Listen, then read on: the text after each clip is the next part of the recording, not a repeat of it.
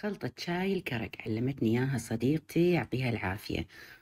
مجرد خلطة نسويها ونضيفها للماي ونضيف عليه حليب مبخر وسكر مكرمل وتحصلون على شاي كرك روعة. نحتاج للخلطة زعفران وهيل ودارسين ومسمار مدقوقين طبعا بالهاون.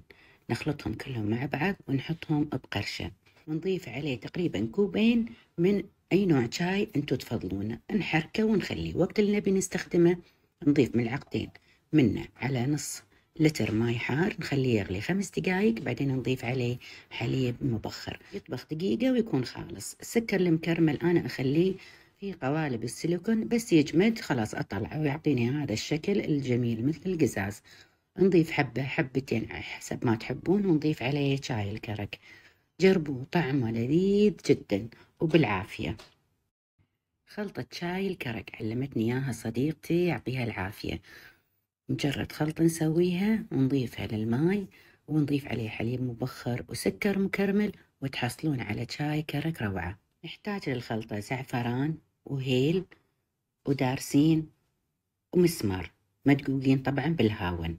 نخلطهم كلهم مع بعض ونحطهم بقرشة ونضيف عليه تقريبا كوبين من أي نوع شاي انتو تفضلونه. نحركه ونخليه وقت اللي نبي نستخدمه نضيف ملعقتين منه على نص لتر ماي حار، نخليه يغلي 5 دقايق، بعدين نضيف عليه حليب مبخر يطبخ دقيقة ويكون خالص. السكر المكرمل أنا أخليه في قوالب السيليكون بس يجمد خلاص أطلعه ويعطيني هذا الشكل الجميل مثل القزاز.